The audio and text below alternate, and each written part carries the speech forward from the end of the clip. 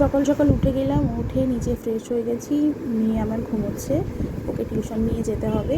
তো আমি ভাবলাম ফ্রিজে তরমুজটা কাটা রয়েছে, এটার একটা কিছু ব্যবস্থা করি। তো আমি তাড়াহুড়ো করে তরমুজটাকে একটু জুস বানিয়ে নিলাম।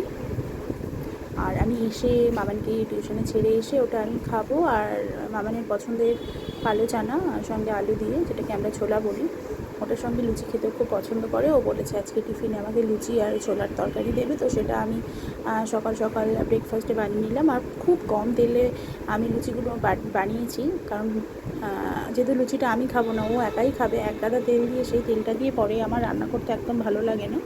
তো যাই হোক, লুচি আমার কমপ্লিট হয়ে গেছে প্রায়। মামানকে এখন ডাকবো, ওকে রেডি করিয়ে নিয়ে আমি বেরিয়ে পড়বো, ওকে টিউশনে দিয়ে আসবো। দেখো কি সুন্দর হয়েছে দেখতে।